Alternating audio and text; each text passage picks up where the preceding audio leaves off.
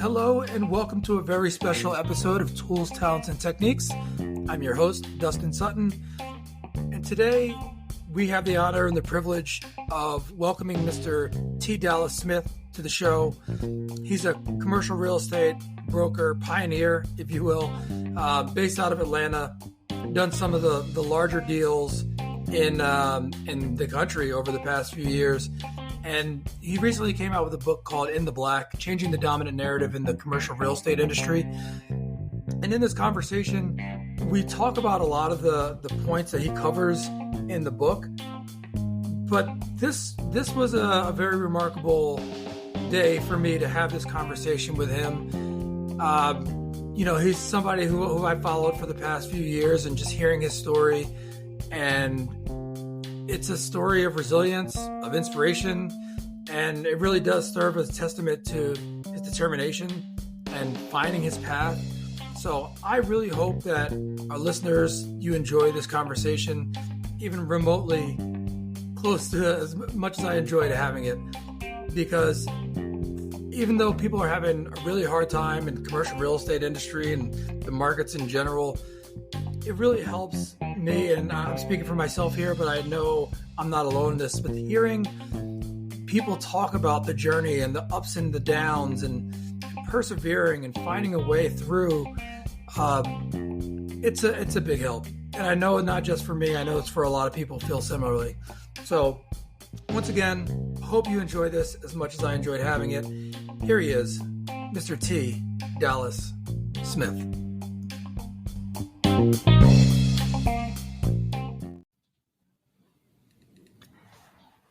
Dallas, I want to start off by saying thank you very much for joining us.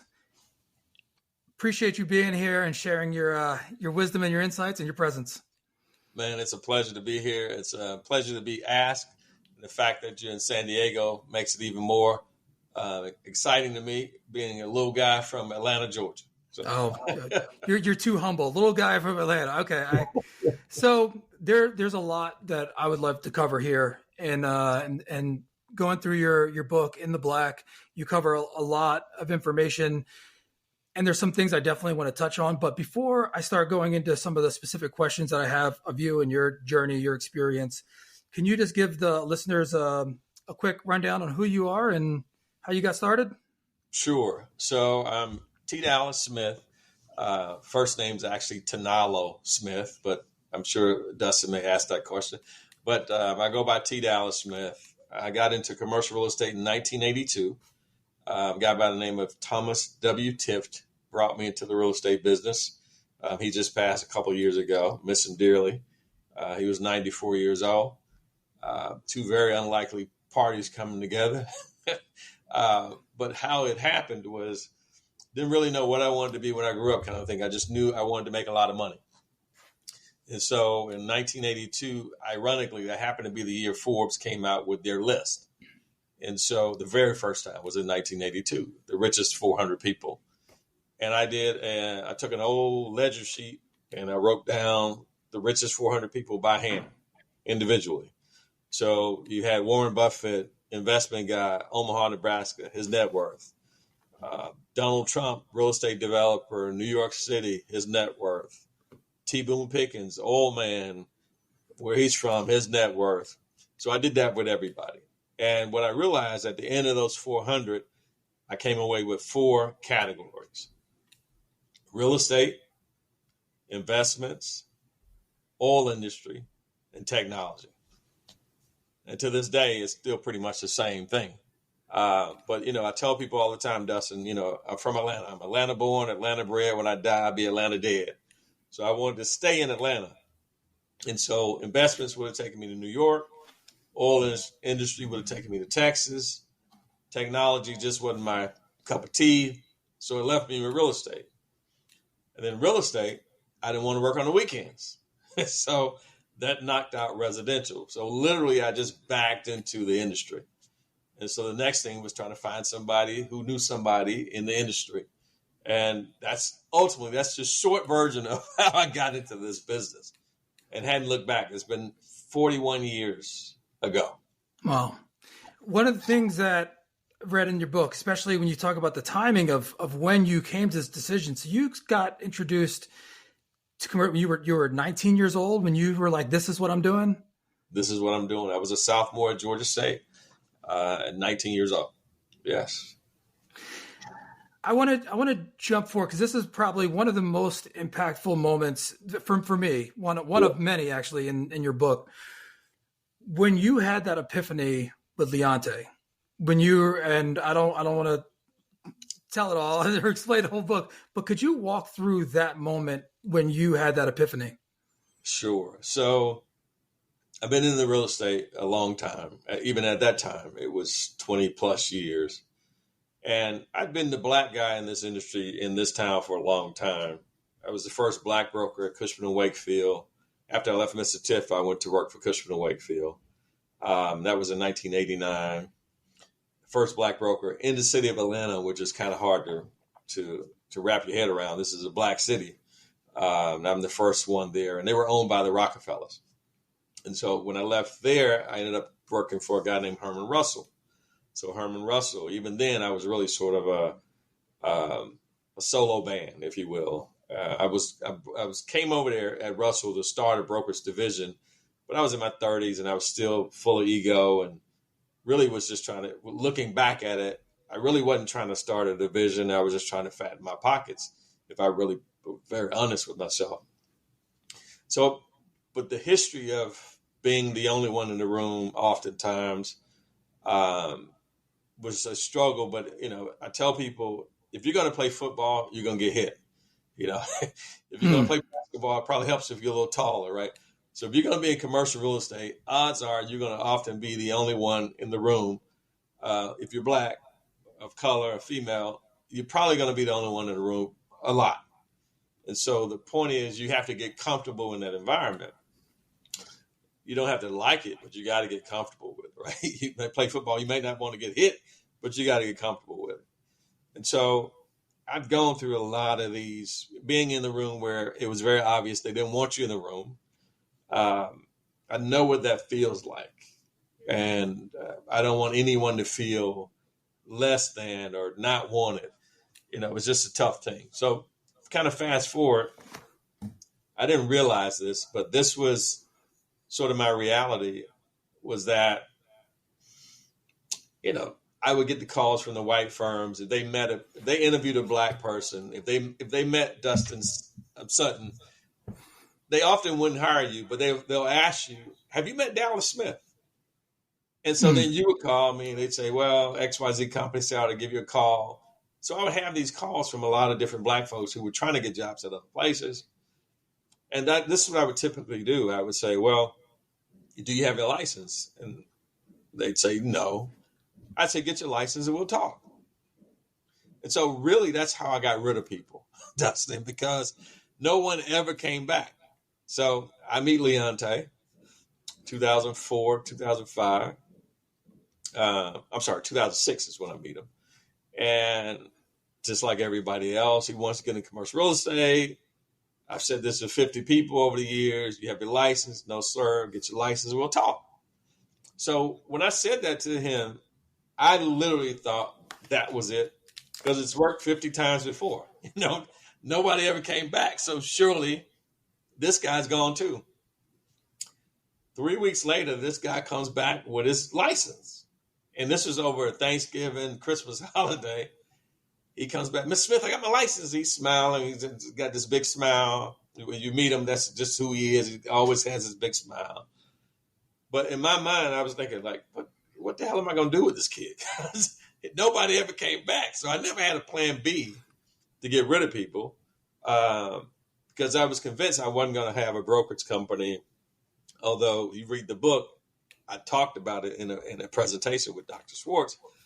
But the reality of that happened, I don't think I really wrapped my head around that. And so now in my head, it's Operation Get Rid of Leonte. So for 3 weeks, I had him doing the most ridiculous things. For 2 weeks, I had him doing the most ridiculous things. I mean, he was getting my lunch, going washing my car, walking my dog, going to set the alarm at my house, picking up trash. I mean, all types of things for 2 weeks. And I never talked real estate about it to him. And purposely. I'm going to do this for 2 weeks. So hopefully he'd get frustrated, tell me I'm out of here, and I go back to my normal life. That was the plan I had in my head. But everything I asked him to do, not only did he do it, Dustin, he did it with with a servant's heart, a smiling face. And this one particular day, this was the day I was going to get rid of him. This was the only real estate thing I asked him. I said, Leonte. So he came in. Yes, sir. I said, how many square feet an acre? I don't know. And I look at my watch, go like, okay, like you got a couple minutes to figure this out. He runs out, comes back, 43,560 square feet. And I go, all right, go get me some coffee. He got it right. Yeah. And right about this same time, this to show you how God works out things, a case of water was being delivered to the office, UPS. And I said, Leonte, can you put the water up? Yes, sir. So he's in a suit and tie and his hands and knees, putting this water up in the cabinet in the lower shelf. And literally at that moment, Dustin, I have an epiphany. It's like God said, Dallas, that was you when you were trying to get in the real estate business, but there was nobody who looked like you who could help you. You can help this kid unlike anybody was ever able to help you. And it was literally at that moment, at that time, I realized what God had called me to do. And within 2 weeks of that same time, God told me, train him up as a son, but this will be the one who will take over your company when you are 60 years old. And so last year I turned 60 and we had a handing of the baton, and Leonte was named president of the company. I'm still CEO and founder, but I'm not in the corner office anymore. Leonte's in the corner office. Okay. And in fact, he was like, Dallas, we don't have to move. I said, no, you got to move. I said, if we're going to have a change, people need to see a physical change. If I name you president and I still sit in the corner office, nothing's changed. So I moved. I'm down next door to the COO, Dexter Warrior, my business partner. Dexter and myself and Leonte are the three managing partners of the firm. And so I hadn't looked back, man. Like literally God's timing and what he said was just perfect. And I tell people all the time, in fact, at the handing of the baton, I said a lot of rambling things, but the main message to Leonte was simply this: listen and do. Listen for what God would have you to do and do that. It's as simple as that. And so I fast forward, man, we've been together now almost a year with him as president. Okay. Yep. Yeah. My birthday is August 23rd. And so I'm looking at kind of what God is doing. And Leonte is a big planner. So he's been building the boat, if you will, talking to all the folks you can think of in terms of it's his vision that to create this company and turn it into $1 billion company. He said that a few years ago before he was president. And I remember just kind of receiving the words from his mouth because let me go back a little bit. So Brian Jordan was my business partner.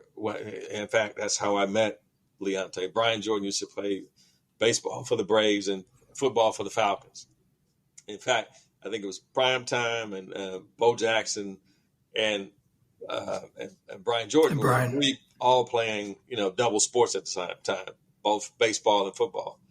And so, we had a development business, and I was this chief operating officer. But it was 2004 to 2006 when the whole world fell apart. And when that happened, I was real clear on what I needed to do to go back to my core business, which was always brokerage. And I had a meeting with Leonte, and I said, hey, man, I want to be respectful. I met you because of Brian Jordan. And I'm going to start my own firm, go back to brokers. But if you want to stay with Brian, I understand. I get it.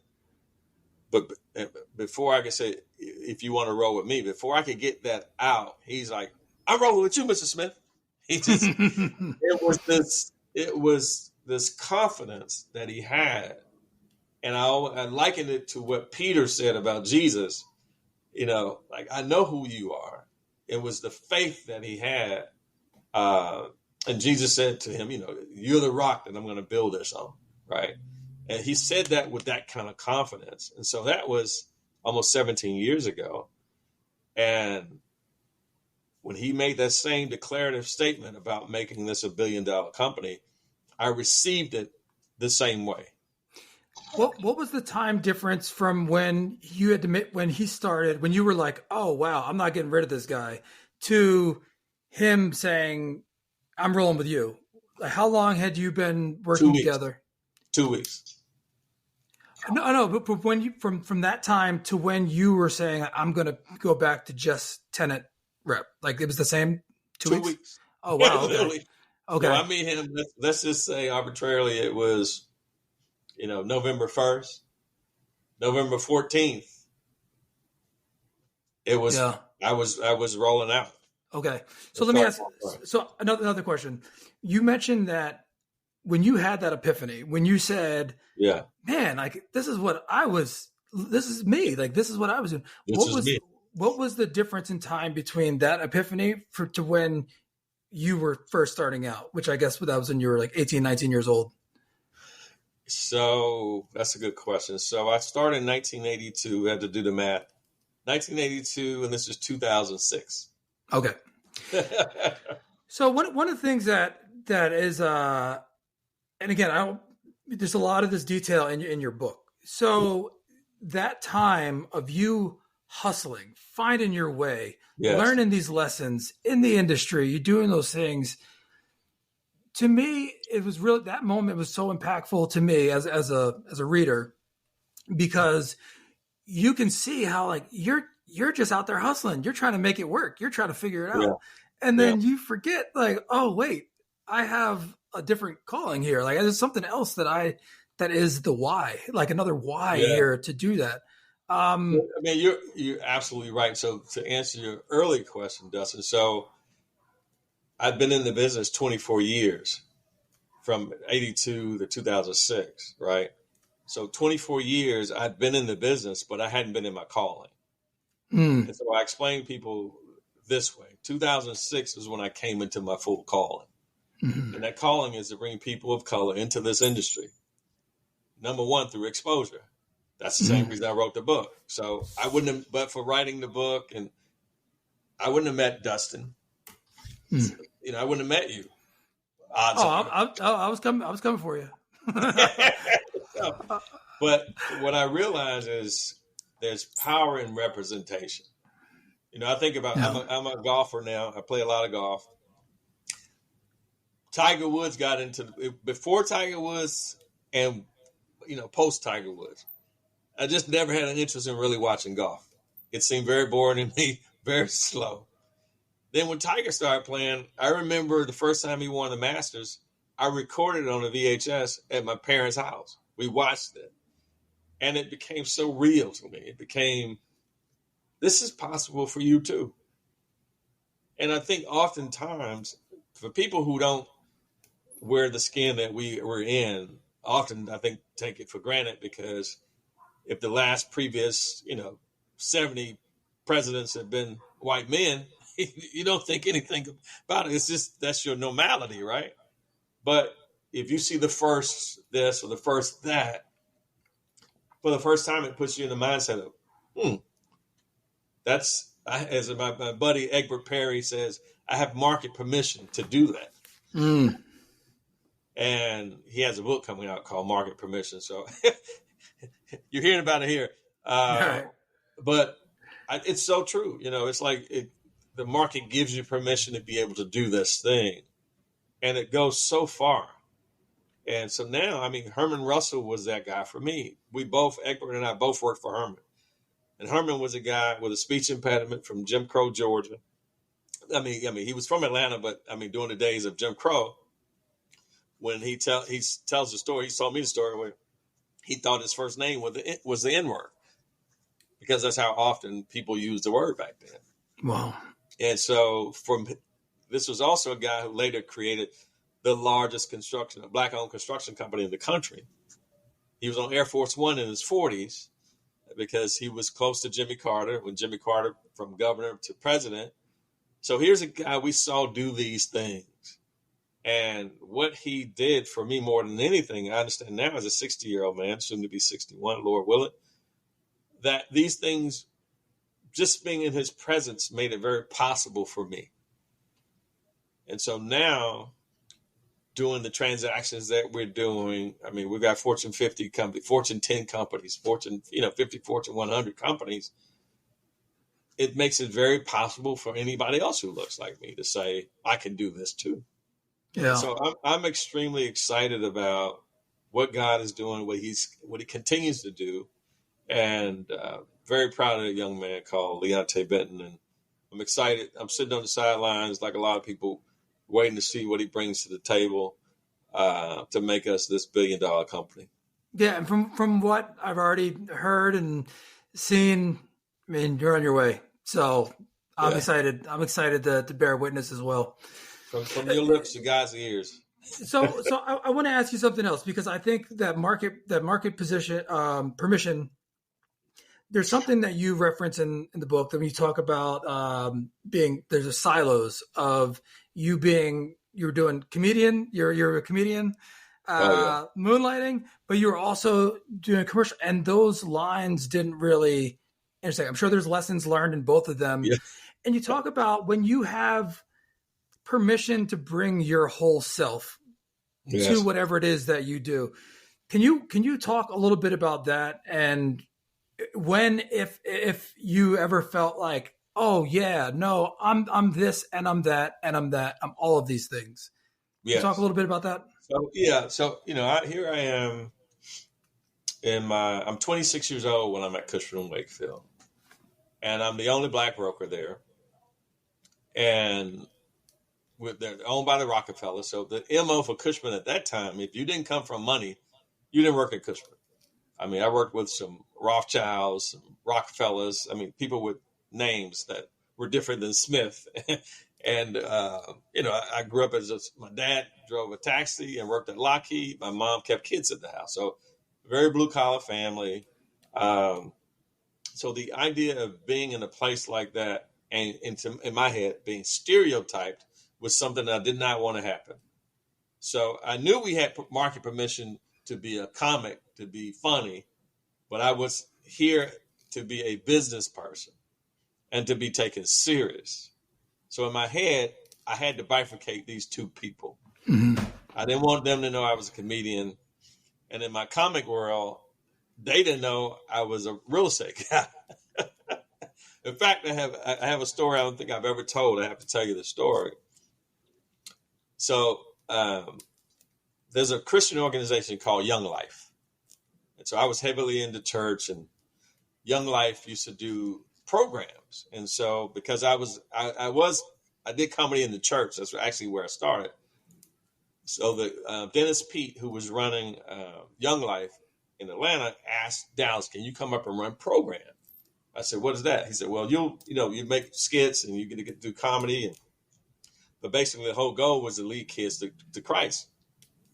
I said, "Sure, I can do that." So I did Young Life for about 5 years, only as a program guy. So every time I came to Young Life, I was doing comedy, and basically the whole point was to try to lead kids to Christ. And there was a guy named Harold Milton who used to also come, and Harold was a lawyer. I knew he was a lawyer, but I didn't know what kind of lawyer. He knew me as a comic. I knew him as a lawyer. We were both there, kind of ministering to kids, and that was sort of the life. Kind of fast forward, I have an opportunity. I tell the story in the book where I got called in on a deal because they needed color on the deal. So we get the deal done. It happened to be the Georgia Lottery. It was 125,000+ square foot deal. And somebody from the States coming over, we're making a big deal out of it. They're going to come over to sign the contract on behalf of the governor and this kind of stuff. I'm in a room with, say, 12 people. I'm the only black person in there, and I'm 12th man down on the deal team. And I don't have my glasses on. And so this person walks in. All I see immediately is that he's a black person getting ready to sign this deal. So I said, oh, okay, I get why you need a color on the deal. Before he got ready to sign it, he stops and goes, is that Dallas Smith? So everybody's like, ah. And he goes, man, that guy is funny. It was Harold Milton. He worked with the governor, and he was the one signing the lease on behalf of the Georgia Lottery, the very first one. And so at that moment, I was like, dude, if I hadn't bifurcated my life, yeah, if we'd have known, what I did and what he did, who knows how that story could have came out. But to be a 60-year-old man now who, at a certain point, when I turned 50, Dustin, only way I can say it is the way my dad used to explain it. I knew at 50 I was a grown ass man. Okay. Yeah. It was like no more bifurcating myself. There's no, even people who listening to this, with your private Facebook page or your private this page and then your business this page. Let me explain to you. There's only one you. Mm-hmm. Period. And that whole self needs to show up. Yeah. Because the very reality of it is I was doing myself a disservice by not being a whole person. By thinking I had to be this way over here and this way over here. The reality of it is, love me or hate me, I need to be me. Mm-hmm. And that's the one thing that I'm so grateful for now. Again, I look now at older people, like my grandmother lived to be in her 90s. And the one thing about her, anything she thought was going to come out of her mouth. So if a young lady showed up with a skirt that she thought was too short, she was going to say, oh, baby, that skirt, that is too short. I mean, and we go, grandma, but as I get older, it's like, what am I holding back for? I'm going to give you my truth for whatever that truth is. Yeah. I think that's, there's so many layers here. And I think I had a conversation with somebody, I guess a little over a year ago, and I was talking about a similar concept where I was saying that the circles, the Venn diagram of my life doesn't really overlap, because some of the people I like to say music as don't like the same sports that I like and don't work in my career. And I was just saying that these circles in my life just aren't overlapping. And they said to me, well, have you ever thought that there are no circles, that you're just making circles? And for me, it was such a liberating. It was well, not yet. At first, it was just like a bubble got popped, and I was like, "Wow, you're right." But then digging deeper, it's like, "Well, why are you making these circles?" And it's a protection activity. You're separating these things, but I think acknowledging that and recognizing that is the first step of getting to bring in your whole self. Amen, brother. And I'm at the point now. You're gonna get what you're gonna get from me. Now, because the other thing, when you do that, Dustin, you only leave people two choices. They're either gonna like you or not like you. Hmm. And if they don't like you, you'll be okay. That's not the person that's supposed to be in your sphere anyway. But guess what? If they do meet you and they like you and they're getting 100% of you, odds are you're going to get 100% of them too. So I'm so grateful when I think about the clients that we have. The guy you're talking to here is the same guy that talks to our clients. Yeah. We have just awesome relationships because they're not meeting a counterfeit Dallas. They're meeting me 100%. I am who I am. Love me or hate me. I am who I am. I'm going to be who I am. And that's such a freedom at this point. So, well, great. Another thing I wanted to ask you about, your journey, and I think you touched on a little bit about, when you're 50, you're like, nope, I've grown. But there's always, from my experience, there's always room for learning, for growth. Absolutely. Is there any process that you have? Because again, a big part of this is tools, talents, and techniques. And yes, you talk a lot in your book about the the different talents that you have, and and some of the techniques. But is there anything like a process that you have for, I guess, gaining more knowledge or your professional or personal growth? So one of the pillars that we have at T. Dallas Smith and Company is always stay green enough to grow. So what that means is you've got to put yourself around circles. There are people who are much smarter than you. So my buddy who I mentioned a minute ago, Egbert Perry, if you don't know who he is, one of the baddest real estate guys around, hell of a developer.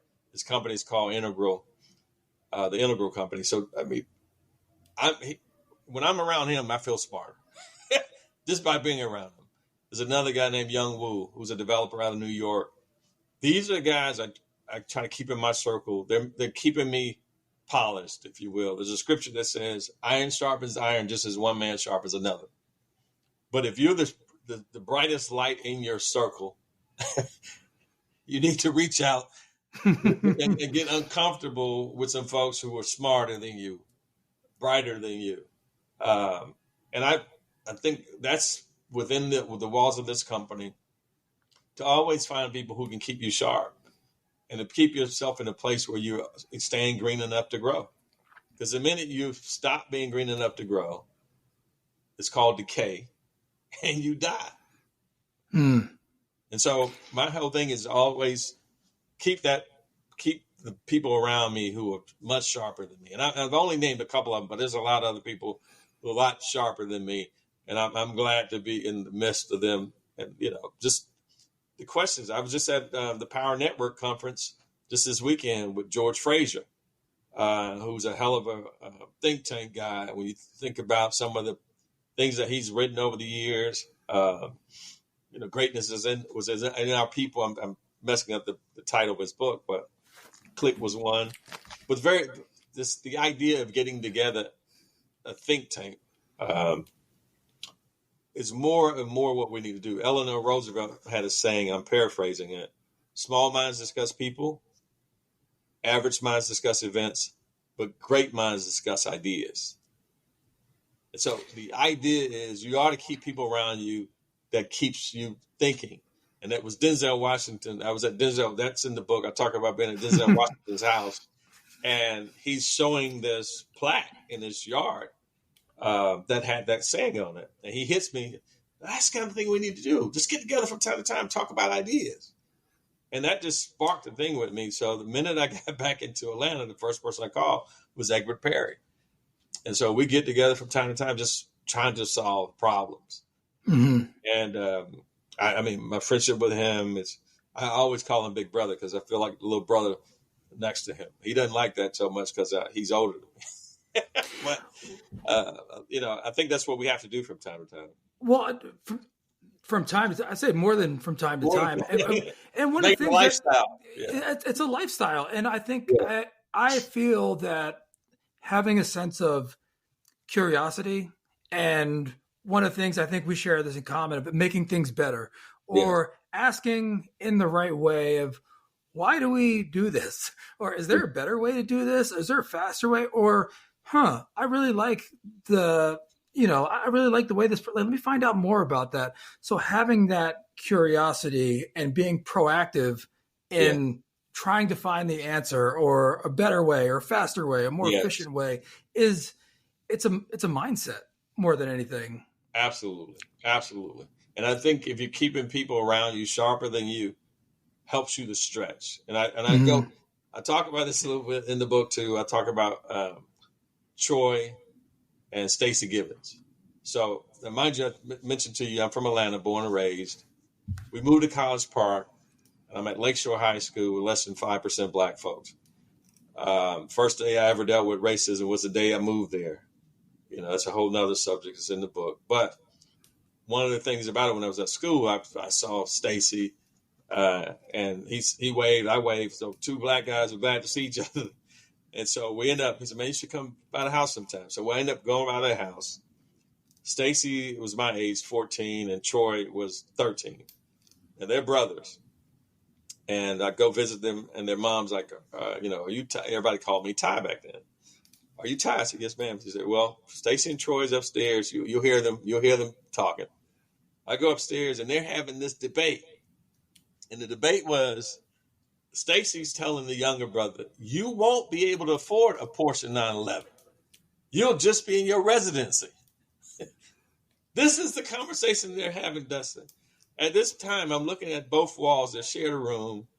Both walls is what we would now call vision boards. They had a vision board on both boards. Now, mind you, at the time, I didn't, it was a Morehouse pennant on both sides. They both ended up being Morehouse graduates.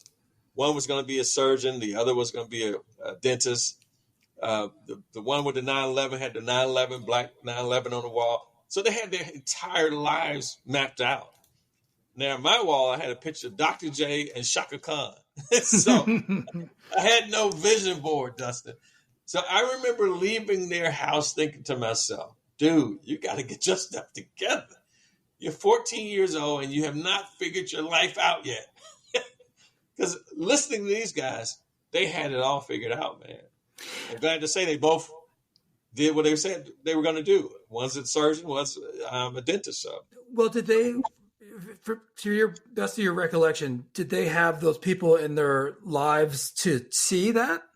So their father was in real estate, always kept them, pushed them to be their greater selves.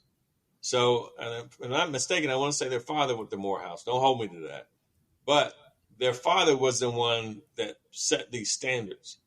And I didn't have, to your point, I had nobody pushing me even to go to college. Like, as I mentioned to you, both of my parents are, blue collar people. If I just gotten a job at the post office, my parents would have been ecstatic. I'd had a good job with good benefits, and that would have been more than enough for my dad. But just having been at their house was enough to make me say, hey, there's more out here. Yeah. And that's when I started doing the research, trying to figure out, again, I didn't know really what I wanted to be. I just knew I wanted to make a lot of money. So I just studied people who make money. That made sense to me as a 19-year-old kid. Well, this goes back to what we were talking about before about exposure. Yeah. And I've heard the expression, you can't be what you can't see. And even if somebody opens that door a crack, that you're like, oh, because sometimes you don't even know there's a door there. Yeah. You know? And one of the things that we talked about before is, opening a door for somebody. But sometimes it's not even just about opening the door. It's about showing somebody, A, there is a door, that there are doors beyond that door, and opening it, holding it open, and shining a light on it so people know that there are other options. And it's so powerful. Dustin, I know you've met these same kind of people I'm going to describe. People who were born on third base. So all they had to do was crawl to home plate. When we're driving around trying to find the stadium, that's how we didn't even know that we could get in the stadium. Where's the door to the stadium, let alone play the game? So what we're trying to do, to your point, not only have we identified the stadium, we found where the door is. We got other people playing now, and you can play the game too. It's a powerful even thought. And then one of the things that is an exercise in all of this is when you do come across the people that are born on third base, and not their fault, but it's like when people are born on third base, but they act like they did it. So, but there's so much to think about here. And also there's something else also about not messing it up. Because I know people that are born on third base that, will stay on third base. I know some other people that will get caught snoozing and get thrown out on third. And then there's other people that, can grow and build that. And so there's something there too. It's just a whole lot to think about and digest. But then also I think one of the things that I really want to touch on with you is how to maintain a sense of balance, like how to not become cynical, how not to become negative in a way as you're fighting the uphill battle. Yeah. I look at it this way. When I even think about the kids are the ones who were born on third base, right? So let's take Henry Ford, for example. Henry wasn't born on third base. So he created this thing, the phrase out of the mud, if you will. but he had that drive. Like there's a commonality between people who are successful, particularly I think from the founders. When I think about Bill Gates being in the garage, or Zuckerberg being in, you think about where these guys started. What did they have in common? And I think about Dr. Schwartz, who wrote the book The Magic of Thinking Big, who was a professor of mine. He described it as it. You have it. And a lot of these people have it. And I'd say it is the drive. Some of us say that dog, you got to go at it. So I've had that since I was an 8-year-old kid. It was birthed really from my mother. My mother was the one who said, Ty, you ought to go ask the Flanagans if you can cut their grass. And the only question that came out of my mouth was, how much should I charge? This is the mind of an 8-year-old that tells me, kid, you had it. And so I ran next door. They hired me and paid me in 5 silver coins, silver dollars. I actually have my first silver dollar hanging in my office. So I say that to say there's certain people, despite the race, despite what neighborhood they grew up in, they just have it. Yeah. And you give me somebody who has it, like Leonte, just had it, period. He was not going to allow me to, have him do all this ridiculous stuff and still not get the knowledge that he wanted to get from me. Yeah. And so when you have it, and if you say, hey, I don't know if I have it or not. I've heard a good thing about that. Like if you don't know what it is, you probably don't have it. Yeah, exactly. If you have to ask, you don't have it. But so that person who's not going to be stopped, got to tell people, and I say this in my book, I don't care if it's a mountain in front of you, a moat or whatever. I was going to figure out how to get through this, how to get around it. And I never really took it personal in terms of things that people did with me or how they handled me. I just, in my head, I thought to myself, you just don't know me. My job is to make sure that you get to know me. And the whole you. I think that now that that's fantastic. Absolutely. And that may take time. I mean, I've had people, I can't say those names, but I've had people who were definitely not only blocked the door, but they put the padlocks up and put 2x4s across, nailed them shut to make sure that I never got in the door. Fast forward 41 years later, a lot of these same people are telling my people, oh, Dallas and I have been close for years. We've been buddies a long time. Never had water, never shared a glass of water with the people. So people will rewrite their story to include themselves in it, which is so funny to me. But it takes me back to my original premise. You just don't know me yet.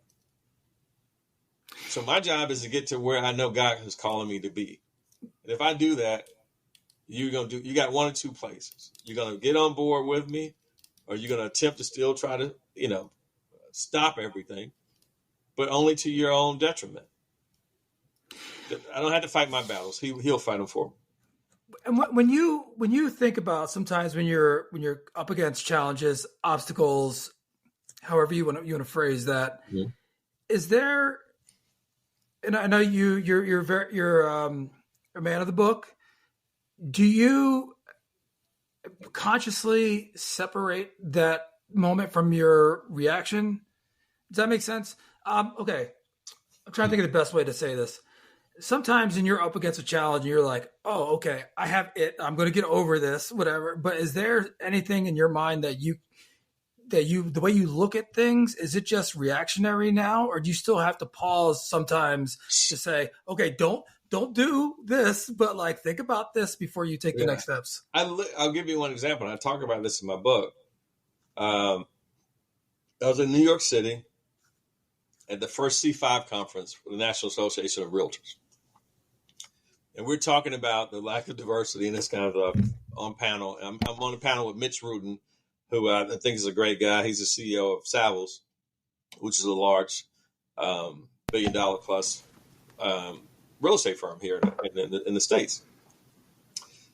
And there was a question that came with time the Q&A. There was a question that came out of the audience.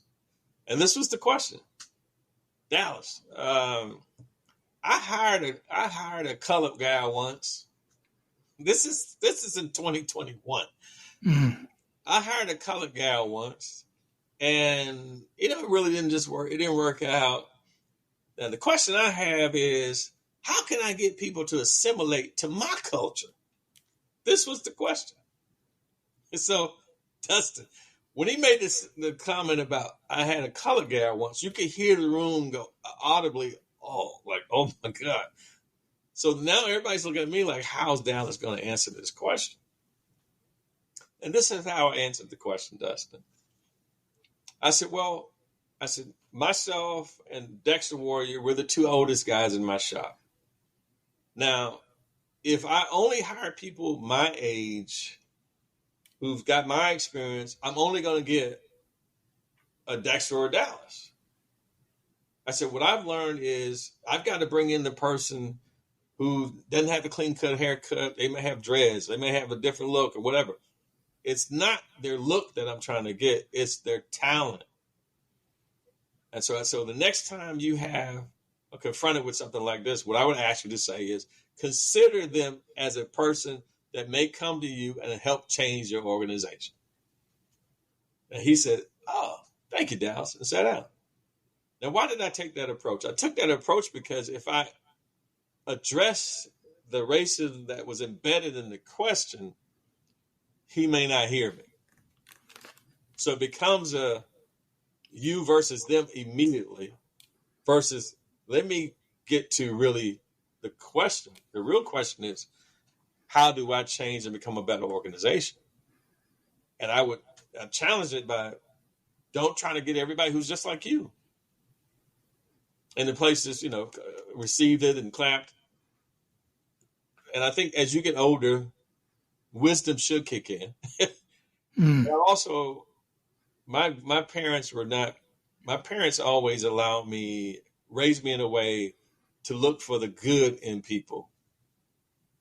Even when they're being evil or mean, to look for the good in people because there's good in people. And I've chosen to look for that, to get to know people. I have some of the most, if you look at my friends, Dustin, you'd be like, okay, how did that happen? Because I connected with that person in some form or fashion. I've got 3 daughters. They may have 3 daughters. I started a business from nothing. They started a business from nothing. They grew up on this side of town. I grew up on that side of town. I find for things that will connect us. That's always my ground zero. I'm looking for things that connect us, not things that separate us. And I don't care who you are. You might be wearing a Klan outfit. I'm still going to try to find something that, you got the same shoes I have. I have those shoes too. I'm going to find a way to connect us. And over time, those things, people change. Those things work. And the ones that don't change or don't work, they're not supposed to be in your circle at all. And that's because they fired themselves. It wasn't because you fired them. No. If that makes sense. It makes perfect sense. And it's beautiful. It's a beautiful expression. It's a beautiful sentiment. When do you, if at all, like when do you know when it's too far gone? You're like, oh wait, no, I just gotta let go of this rope. I mean, they ignite themselves. You know what I'm saying? Certain things are just you can't come back from. And if you, the one thing I appreciate about God, and again, let me explain something to you, Dustin. If you come to where I'm speaking, you're gonna hear a couple of things. You're gonna see a couple of things. You're gonna hear me quote scripture. You're gonna hear me curse, and you're probably gonna see me cry. This is who I am as an older man now. And what I've learned is because our cuss doesn't negate what I've just given you as a truth. God used a donkey to deliver a truth. So if he can use a donkey to deliver a truth is truth. Whether that truth may coming out of the mouth of somebody who was cussing before, or a truth is truth. So I try to find the truth in the statement and find the truth in that person, the good in that person. Now, the minute I find out that is not the case, I've given you a clear chance, a clear something. Like I tell people, and I've said this in the book, it's nothing to have friends when you have money. But when you don't have money and you look around and see those 1 or 2 people still hanging with you, those are true friends. Those are true friends. And unfortunately, that's a tough lesson to learn, particularly when you have people who are very close to you and do something contrary to what you would have thought they would have done. But I take all those lessons. I think all that helps you to become a wise person. And my prayer every day is, God, give me wisdom. Mm. Give me wisdom. And through wisdom, you learn to cut, the wheat from the chaff. You learn. Yeah. One of the things that I think dovetails well with this is, and you mentioned about the people that you're around, and you mentioned certain networking groups that you're in. Is there? Could you just walk through the process of how you choose? Because again, you're doing deals, you're working with people, you're playing golf, you're doing all these things. You got to be somewhat selective, or maybe not somewhat. You got to be selective with your time and when you're allocating. Is there a thought process that you do, like which groups, which networks, which circles that you're going to be around?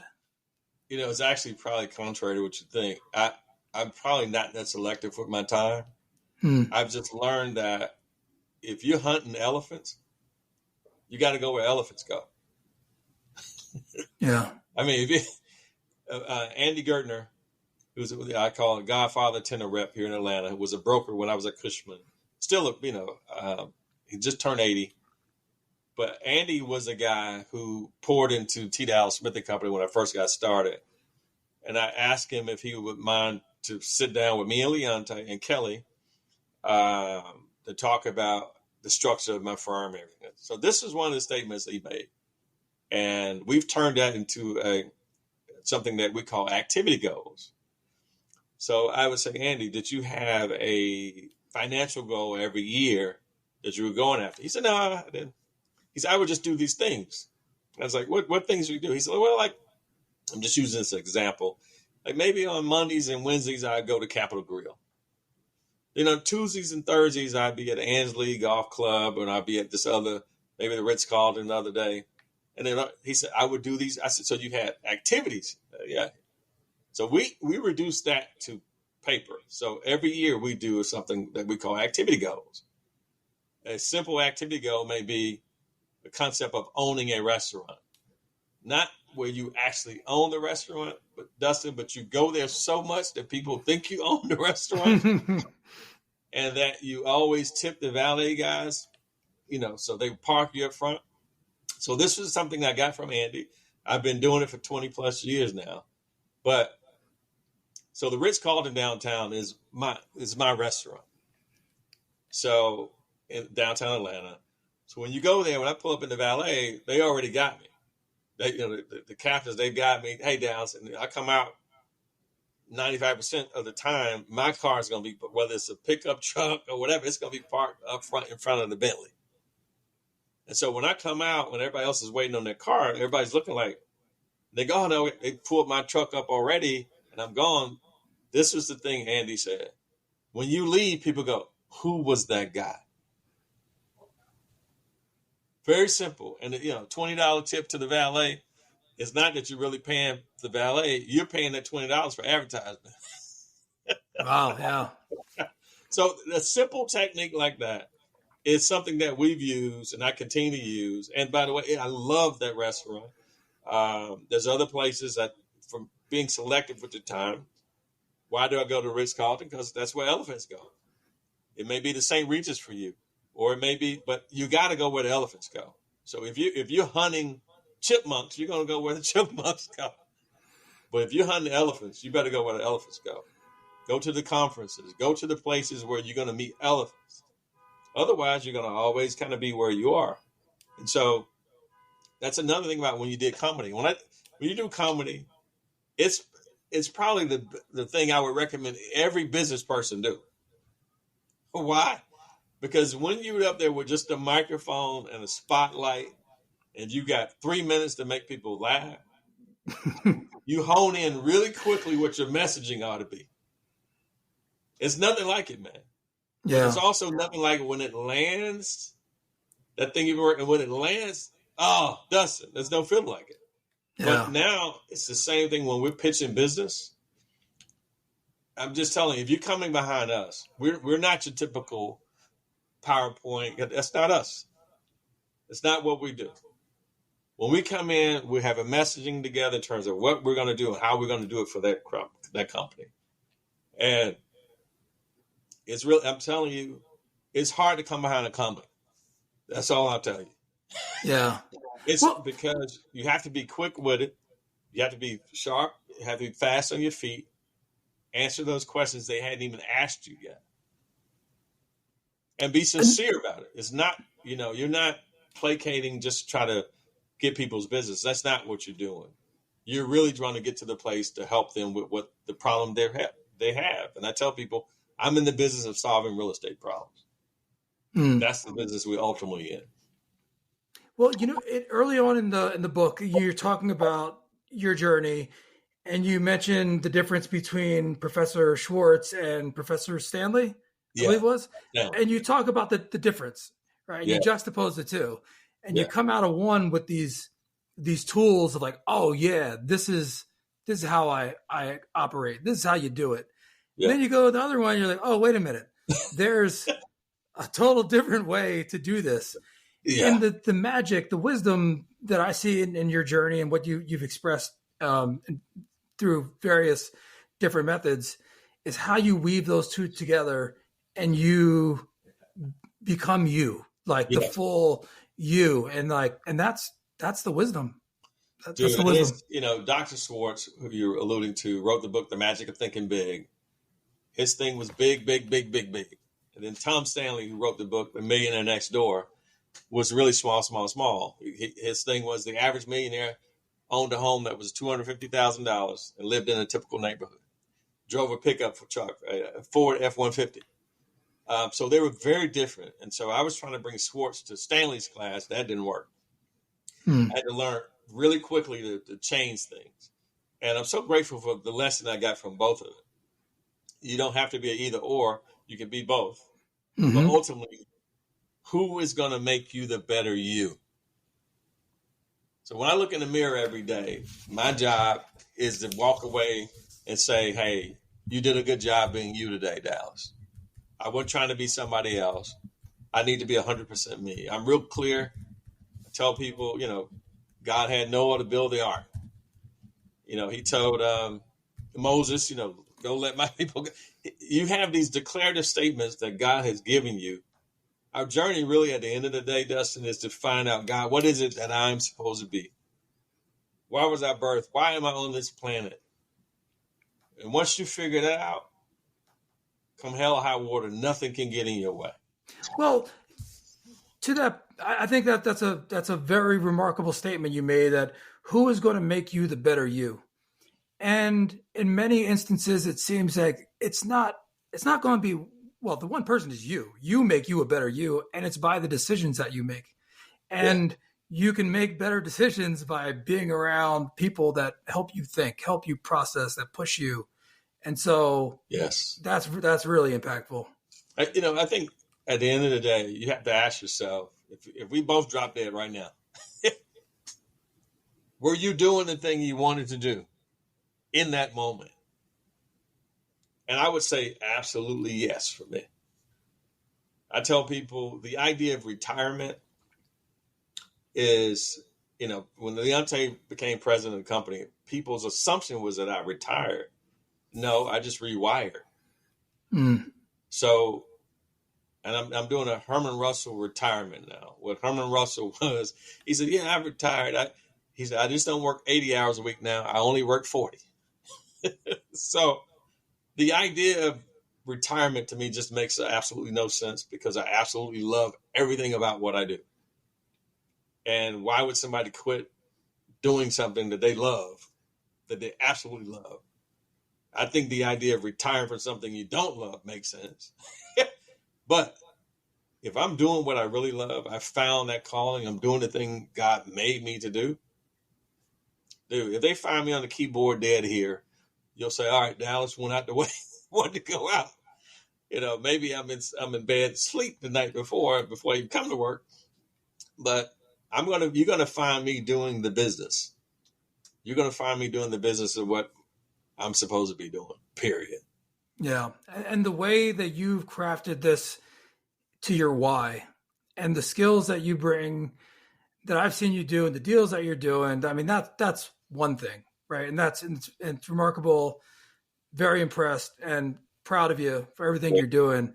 But the other things that I see you doing and providing that exposure, helping people in their journey, being so open with your time and resources to help people get to where they want to get. It's I've used this word a lot here, but it's remarkable. Well, I appreciate it, Dustin. I mean, I think about one of the questions I asked you earlier. I was like, man, how did you even find me? Because I'm always, but for me, what your answer was confirmation to what God said to me. When I started this firm, he gave me one word. When I started the business, he gave me one word. That word was exposure. I was like, well, how am I going to pay my house note? How am I going to pay because I had no money. I'd lost everything. And the only word I got from him was exposure. And so we fast forward in 2023, having started this business in 2007, March 2007. The way I met you is through exposure. Somebody told you about me. You heard something. The thing that God said was going to be the key has been the key and is the key.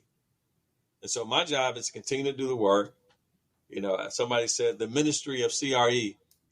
I was speaking in Dallas, Texas, and the guy said, Dallas, continue.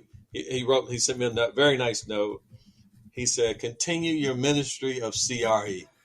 And I said, I'm going to use that. He said, yeah, absolutely. And so that's really what this is, man.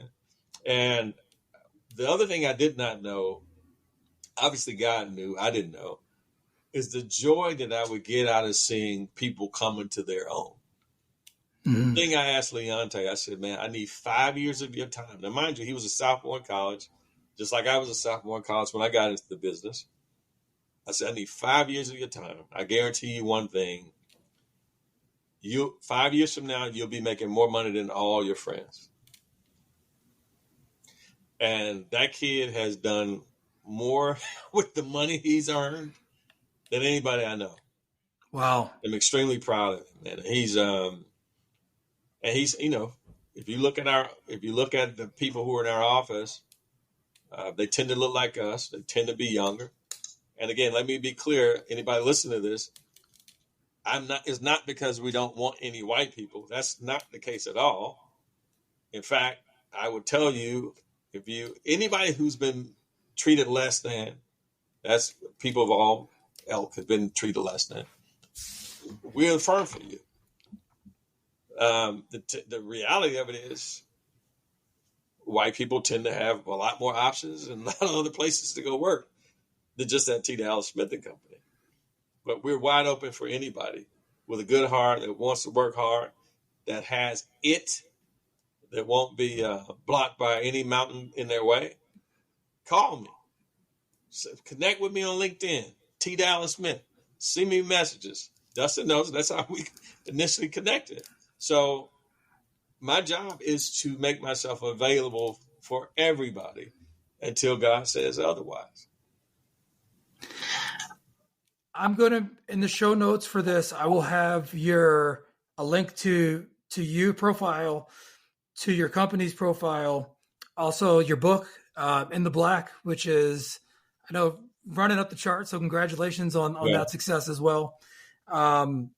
But more than anything, I just want to say thank you for everything that you're doing and how you're doing it. Just extremely impressed, and I look forward to remaining in touch and supporting you in any way I can. Dustin, likewise, and I look forward to meeting you one day soon, my friend.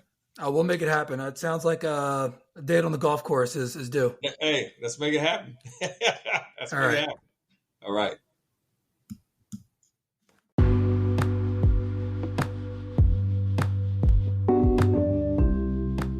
Thank you so much for tuning in to this episode of Tools, Talents, and Techniques. We hope that you enjoyed the conversation. And if you did find value in the episode, please consider subscribing to the podcast on your favorite platform, leaving a review, and sharing with your network. We have an amazing lineup in the coming weeks and months with some very impressive leaders and some of the heaviest hitters in business who are making a positive impact in the world. So stay tuned for more exciting episodes and special features coming up. We appreciate your ongoing support and look forward to welcoming you back next time on Tools, Talents, and Techniques.